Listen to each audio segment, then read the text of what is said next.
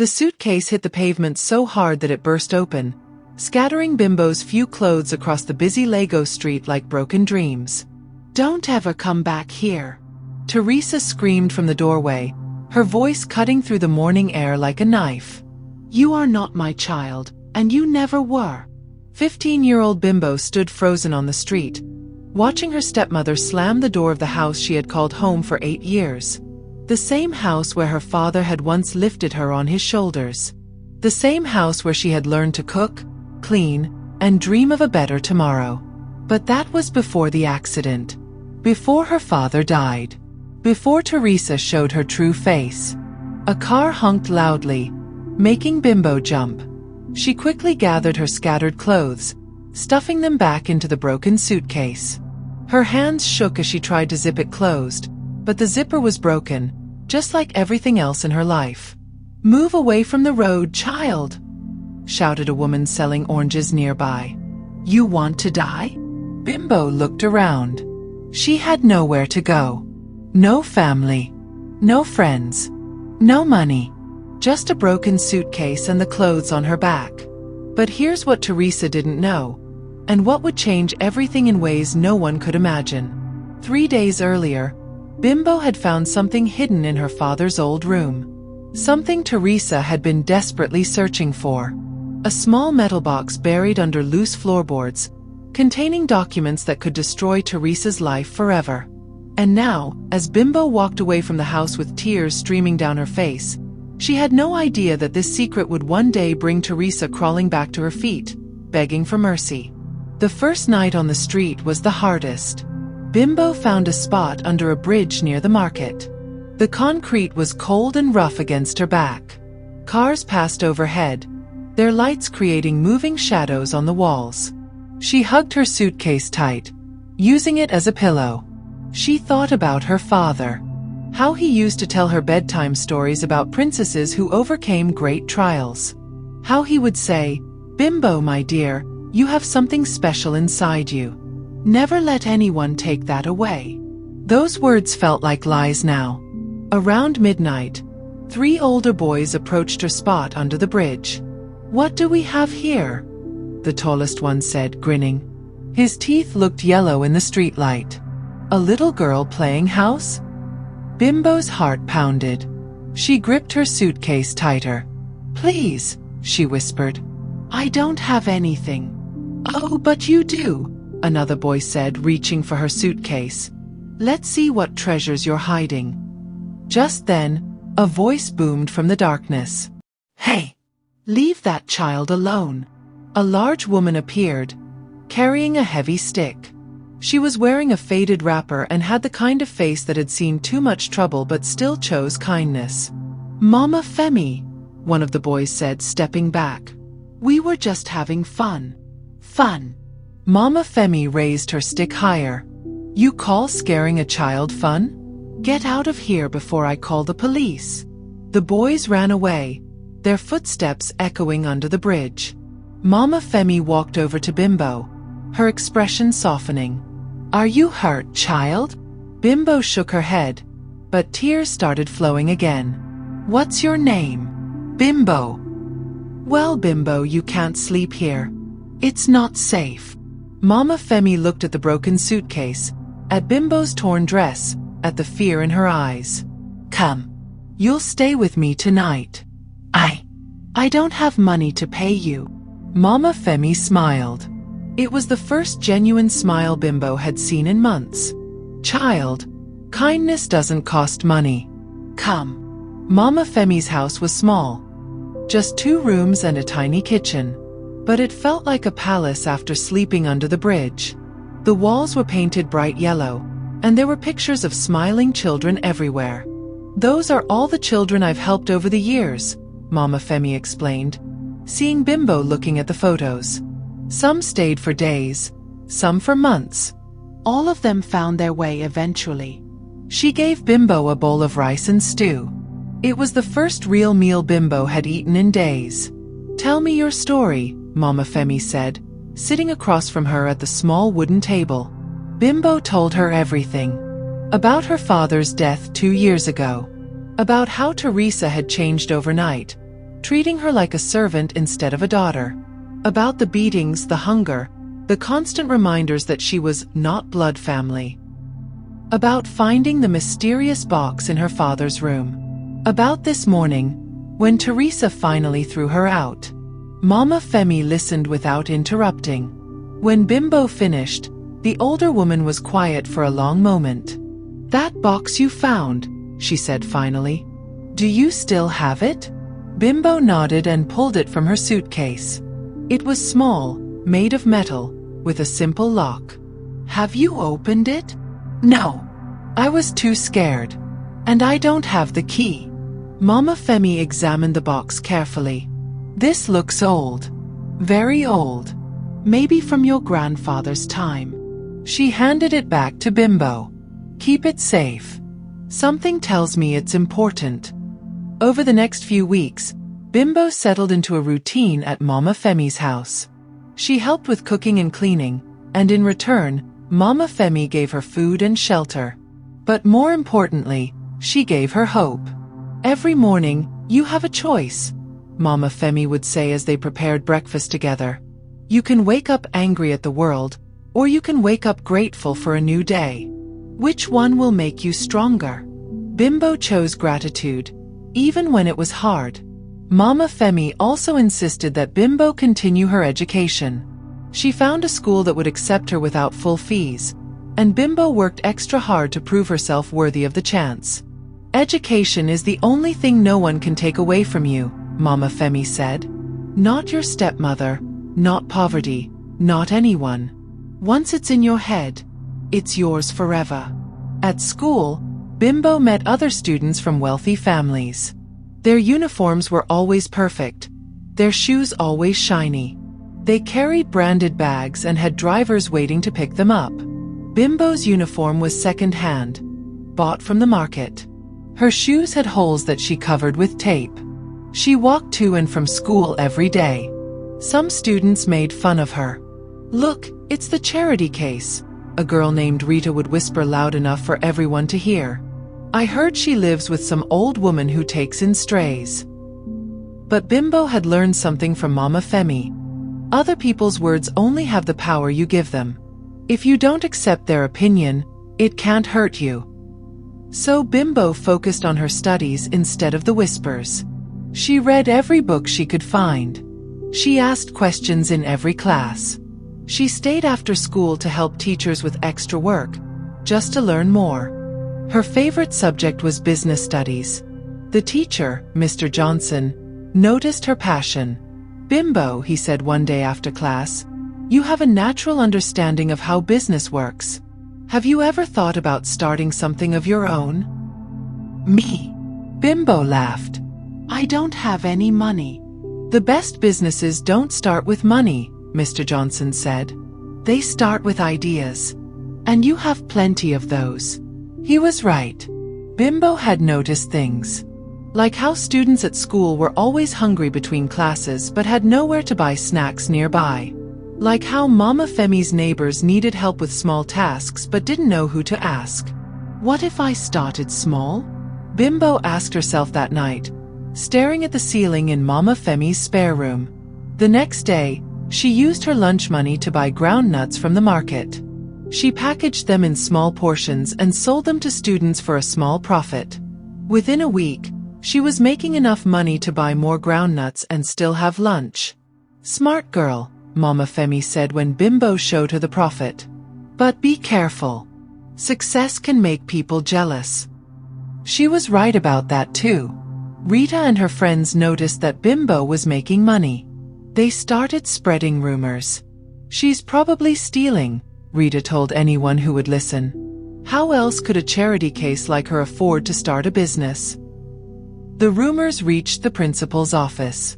Bimbo was called in for questioning. "I hear you've been selling things on school property," the principal said, his voice stern. "You know this is against the rules." Bimbo's heart sank.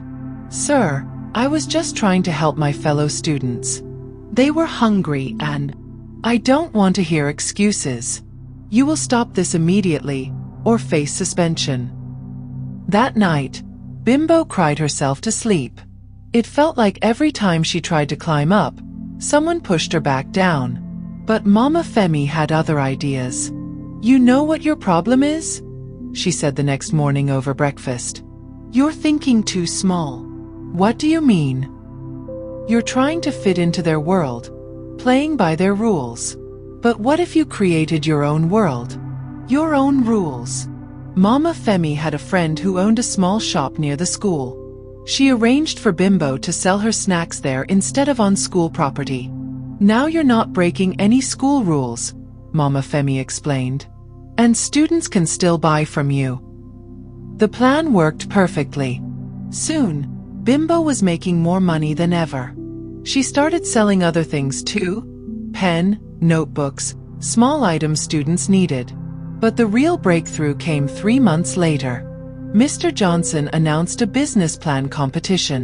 The winner would receive a scholarship to study business at the university and a small grant to start their own company. "I want to enter," Bimbo told Mama Femi that evening. "Then you should. But what if I don't win? What if I'm not good enough?" Mama Femi set down her cup of tea and looked at Bimbo seriously. "Child, let me tell you something. The world is full of people who never tried because they were afraid they might fail. Don't be one of them." Bimbo spent the next month working on her business plan. She wrote about a delivery service for students, bringing food, supplies, and other necessities right to their dormitories or homes. She called it Student Helper. The idea was simple but powerful. Students were busy with studies and didn't always have time to go shopping. Parents wanted to send things to their children but didn't have reliable ways to deliver them. Bimbo's service would connect both sides. She researched everything: market size, competition, pricing, logistics. She created detailed financial projections and even found potential suppliers.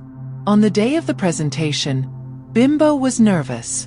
The other contestants were all from wealthy families, with expensive clothes and confident smiles. They talked about businesses their parents would help them fund. When it was Bimbo's turn, she walked to the front of the classroom with her simple presentation folder. No fancy PowerPoint slides, no expensive props. Just her idea and her passion.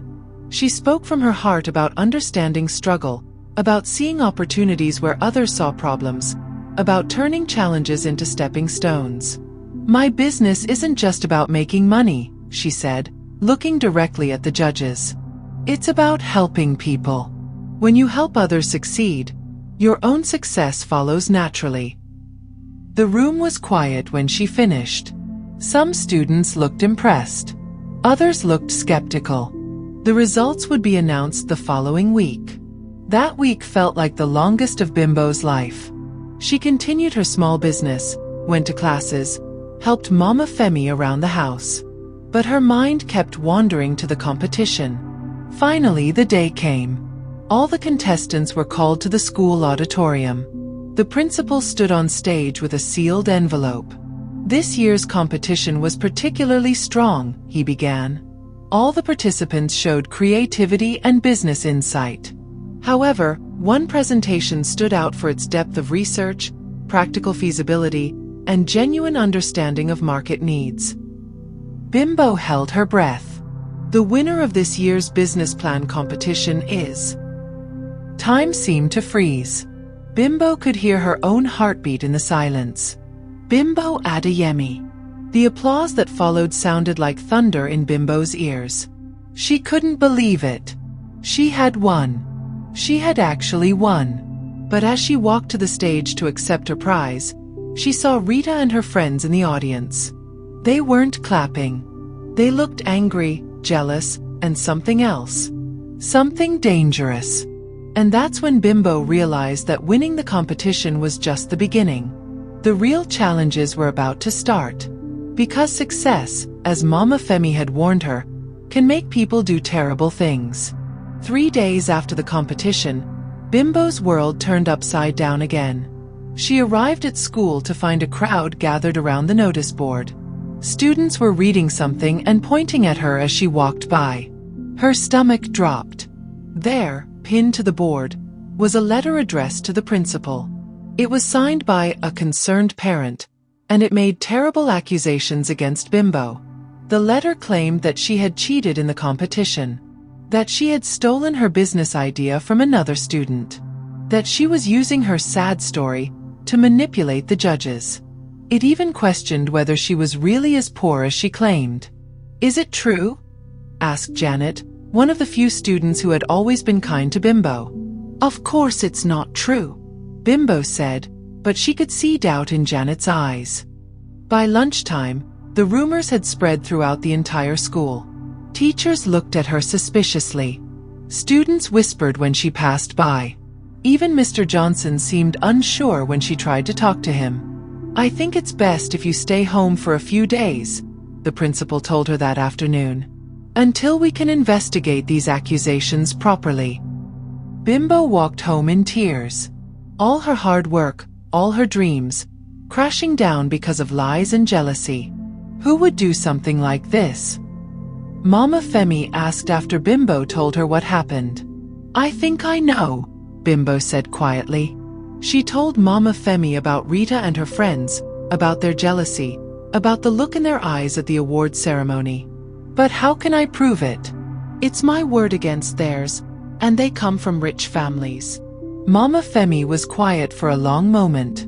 Then she smiled in a way that made Bimbo curious. "You know, child, sometimes the truth has a way of revealing itself. We just need to be patient." The next morning, there was a knock at Mama Femi's door. Bimbo opened it to find a tall man in an expensive suit standing outside. "Good morning," he said with a warm smile. "I'm looking for Bimbo Adeyemi. My name is Mr. Smith, and I was one of the judges in your business plan competition." Bimbo's heart started racing. Was he here to tell her they were taking away her prize? "Please come in," Mama Femi said, appearing behind Bimbo. Mr. Smith sat in their small living room, looking completely comfortable despite the modest surroundings. "Bimbo," he said, "I want you to know that the judges have completed their investigation into the accusations against you." Bimbo held her breath. "We found them to be completely false. In fact, we discovered who was behind them." Relief flooded through Bimbo's body. "Rita Okafor and her mother were the ones who wrote that letter," Mr. Smith continued. "Apparently, Rita had entered a similar competition at another school last year and lost. When she saw your success, she became jealous and decided to try to destroy your reputation." "How did you find out?" Mama Femi asked. Mr. Smith smiled. "Rita made a mistake. She used her home computer to type the letter, and when we investigated, we found drafts saved on the family computer. Her mother admitted everything when confronted." Bimbo couldn't speak.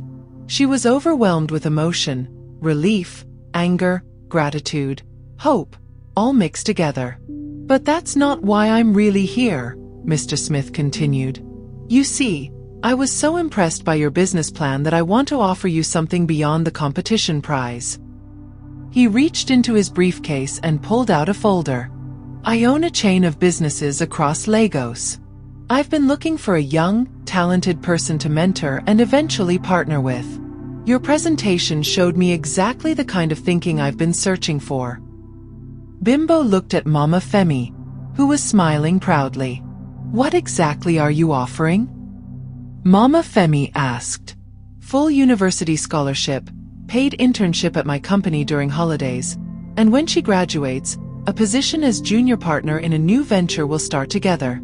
Her student helper idea is brilliant, and with proper funding and guidance, it could become something truly special."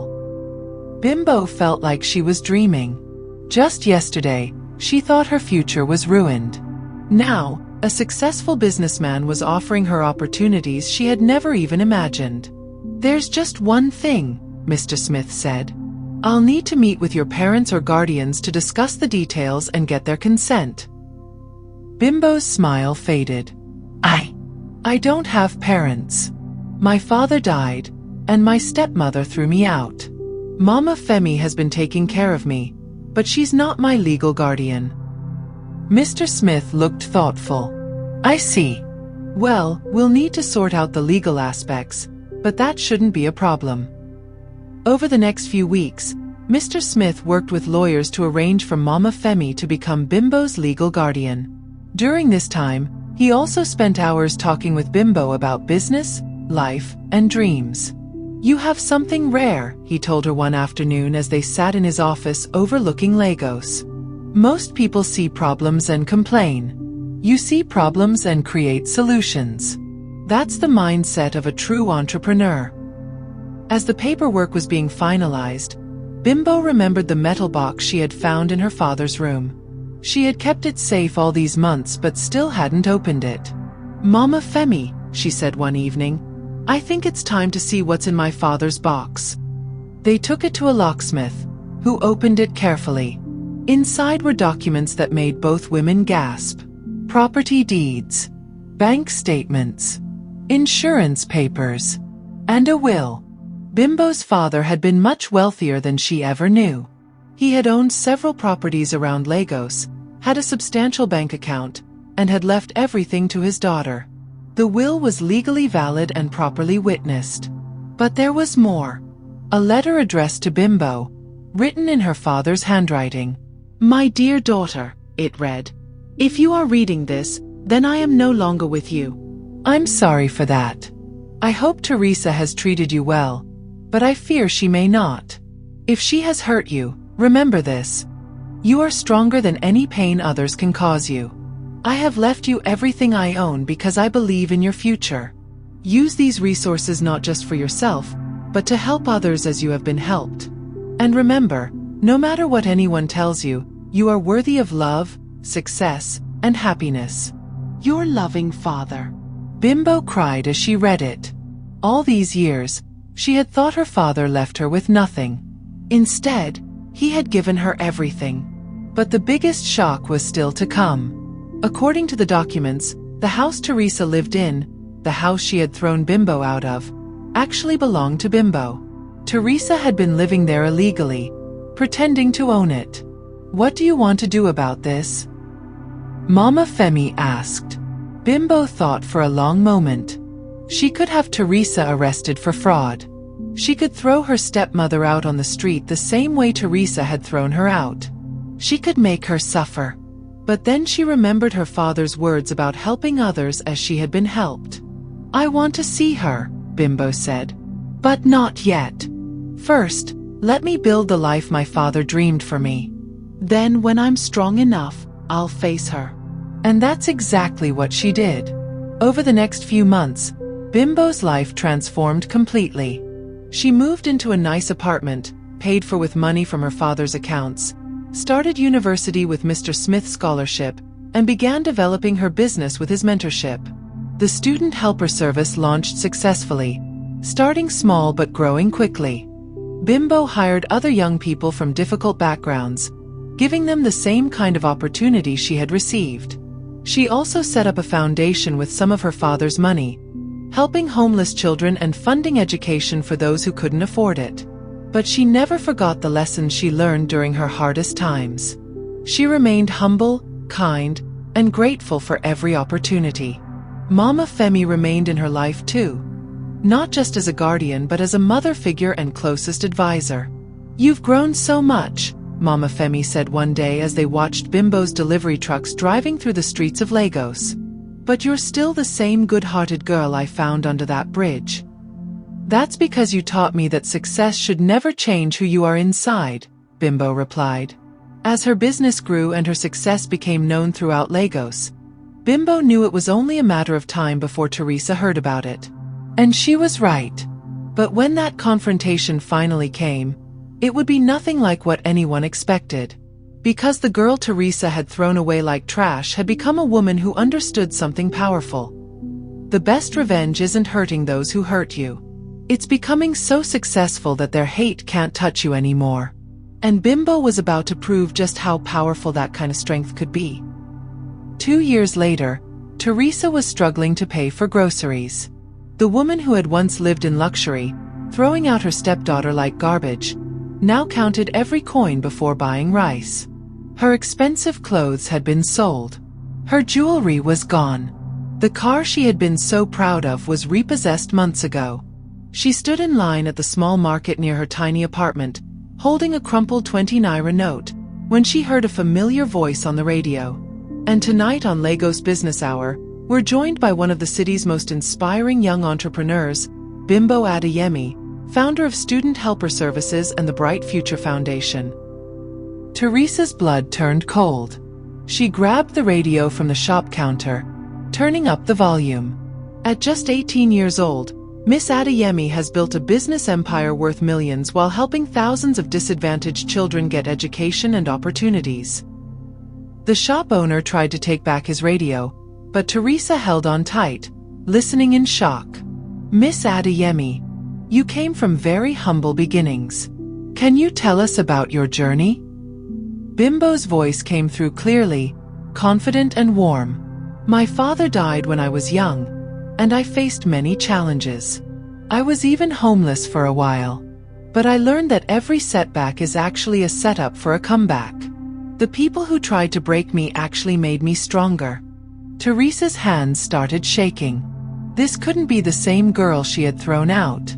That girl had nothing. No money, no connections, no future. What advice do you have for young people facing similar struggles? Never let anyone convince you that you're worthless. I had someone in my life who tried to make me feel small and unwanted. But today, I want that person to know, thank you. Because your rejection taught me to depend on myself, and that made me unstoppable. Teresa dropped the radio. Her 20 naira note fell to the ground as she stumbled out of the shop. This was impossible. How had that powerless girl become successful while Teresa's own life fell apart? That night, Teresa couldn't sleep. She kept thinking about the radio interview, about the confidence in Bimbo's voice, about the millions of naira she was supposedly worth.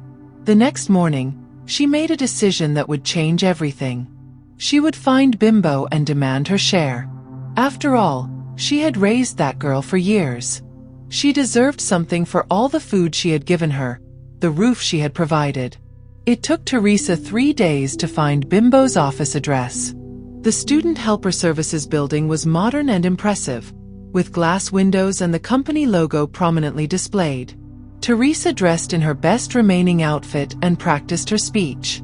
She would be humble but firm. She would remind Bimbo of all the good times, all the care she had received.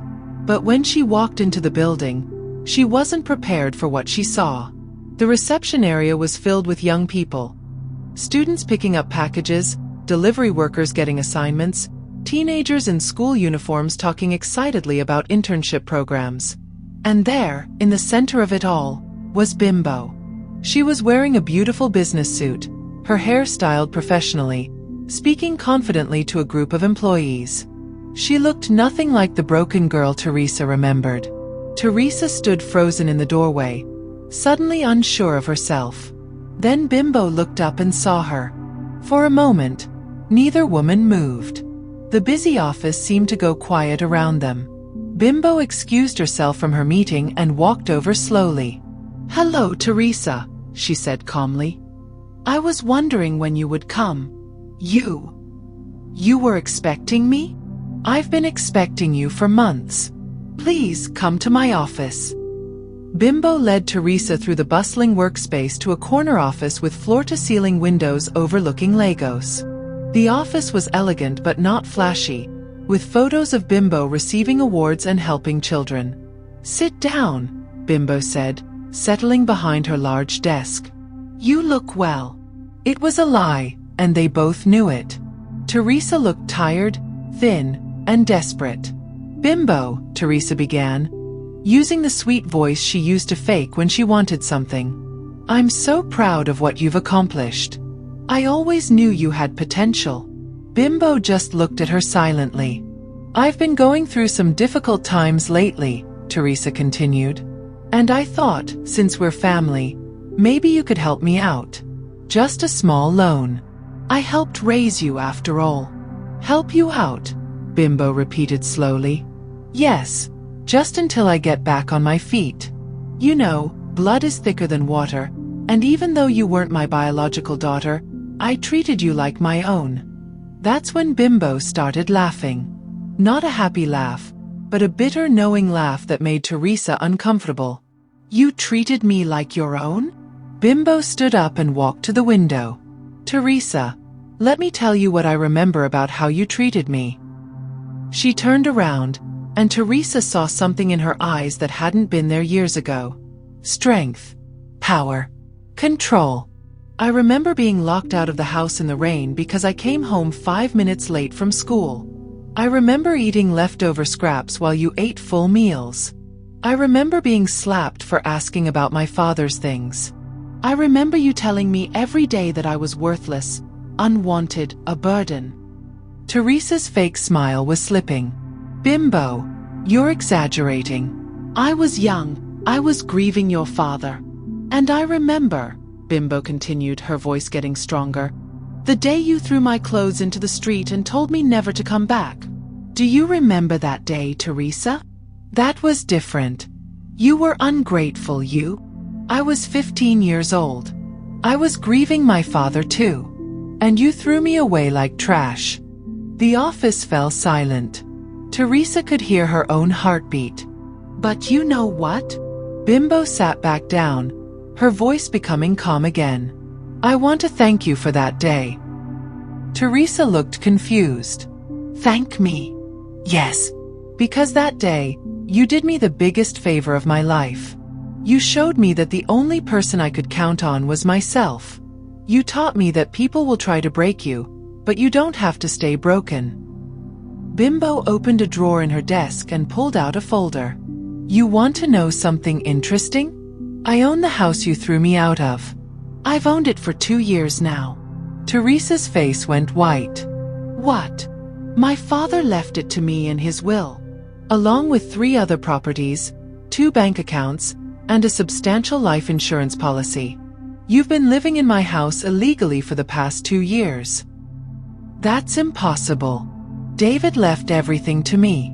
I was his wife. You were his wife. But you weren't his heir. Bimbo opened the folder and slid documents across the desk. These are copies of his will, his property deeds, and bank statements. Would you like to read them? Teresa grabbed the papers with shaking hands. As she read, her face crumpled.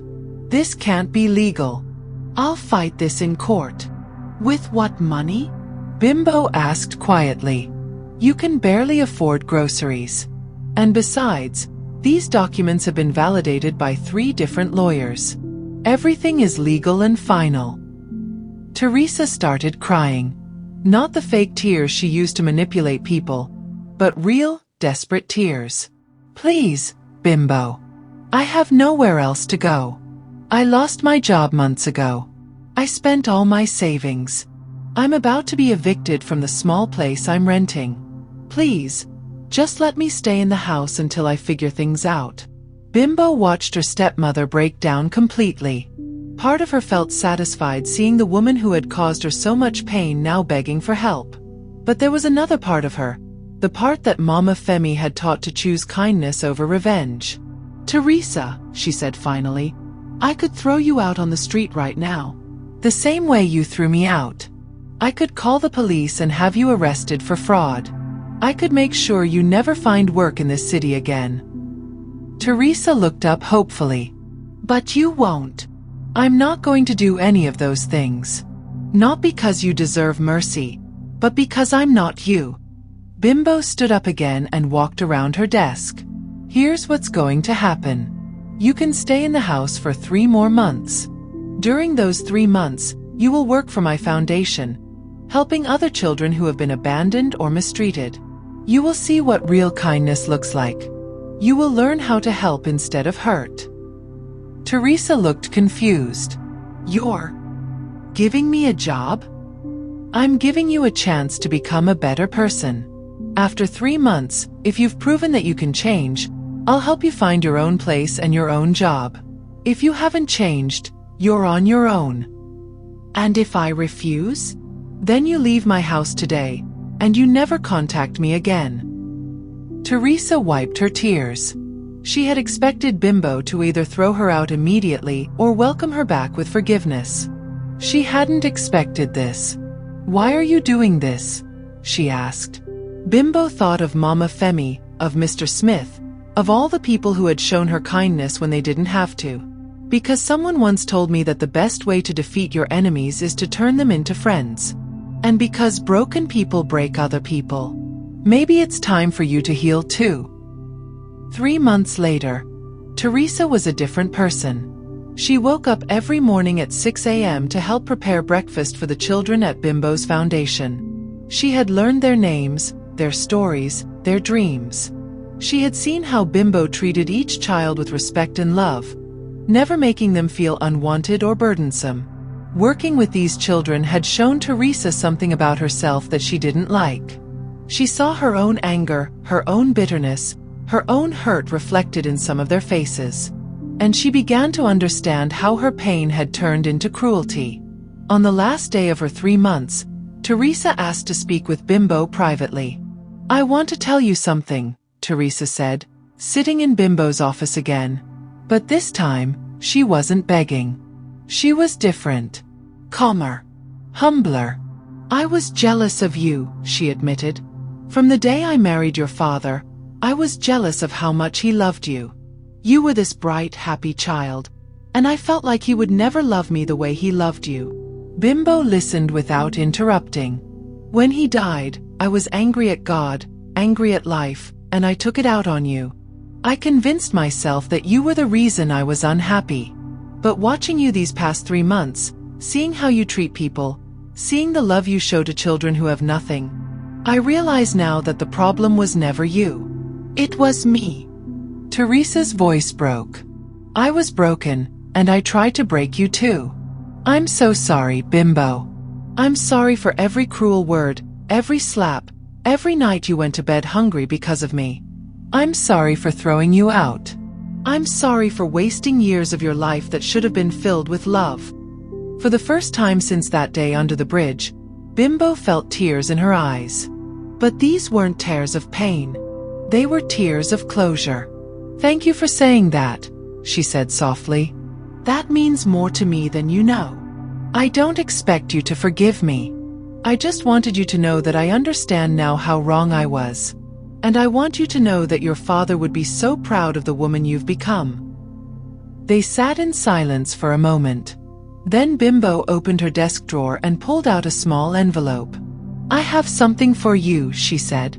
"I found it in my father's things, but I wasn't sure if I should give it to you. Now I think it's the right time." Teresa opened the envelope with shaking hands. Inside was a letter in her late husband's handwriting. "My dear Teresa," it read, "I know marriage to a widower with a child isn't easy. I know you sometimes feel like you're competing with memories of my first wife. But I want you to know that my love for you is real and complete. Bimbo needs a mother figure, and I hope someday you too will find a way to be a family. Please be patient with her, and please be patient with yourself. Love takes time to grow, but I believe you both have room in your hearts for each other. All my love, David." Teresa broke down completely, holding the letter to her chest. "He believed in me," she whispered. "Even when I didn't believe in myself. He believed in both of us," Bimbo said. "Maybe it's not too late to honor that belief." Over the next year, Teresa and Bimbo built a relationship they never had before. Not as mother and daughter, but as two women who had both been hurt and both found ways to heal. Teresa found her own apartment and her own job, working at another children's charity across town. She had discovered that helping others gave her a purpose she had never felt before. Bimbo's business continued to grow, expanding beyond Lagos to other Nigerian cities. She was featured in international magazines as one of Africa's most promising young entrepreneurs. But her greatest success wasn't measured in money or awards. It was measured in the lives she had changed, the children she had helped, the hope she had given to people who thought they had no future. And it was measured in the relationship she had rebuilt with the woman who had once thrown her away. On the 3rd anniversary of that day, when Bimbo's suitcase had burst open on the street, she and Teresa visited Mama Femi together. "Look at you two," Mama Femi said, serving them tea in her small yellow kitchen. "Who would have thought?" "You would have," Bimbo said, smiling. You always said people could change if they wanted to badly enough. And you were right about something else too, Teresa added.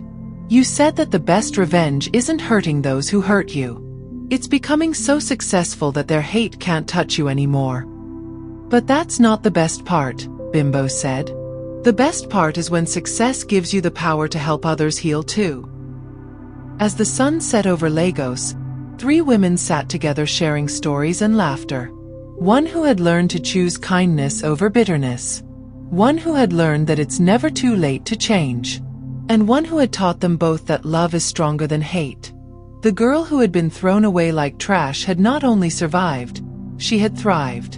And in thriving, she had learned the most powerful lesson of all. Sometimes the people who hurt us the most are the ones who need our love the most. And sometimes, just sometimes, love really can conquer all. The end.